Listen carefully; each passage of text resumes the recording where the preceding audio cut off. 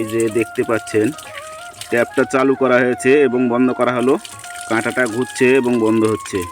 এই যে tap call বন্ধ করলে কাঁটা বন্ধ হয়ে যাচ্ছে, ট্যাপ কল চালু করলে মিটারটা ঘুরতে শুরু করছে। দেখছেন কত স্পিডে ঘুরছে।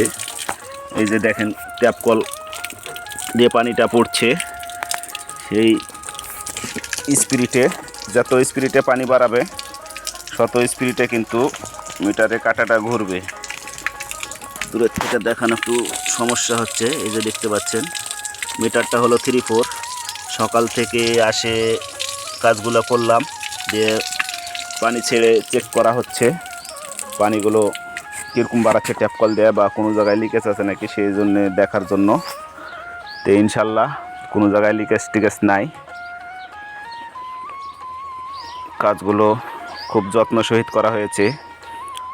কে কোথায় থেকে দেখছেন এবং লাইক শেয়ার কমেন্ট করে বলবেন কাজগুলো কেমন হচ্ছে। এই মিটারগুলো আমি 15টা লাগালাম।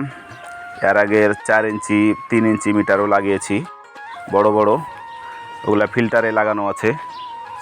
চালের পানি ঢুকবে ফিল্টারে, ঢুকে মনে করেন যে মাটির তলে যাবে পানি, সেইগুলোতে লাগানো আছে এই মিটারগুলো।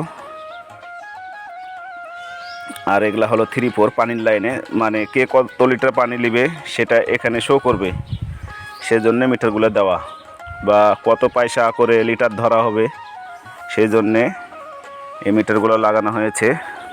দেখতে পাচ্ছেন আপনারা, এই যে ট্যাপ কল ঘোরালেই মিটার শো করছে, আর না ঘোরালে শো করবে না।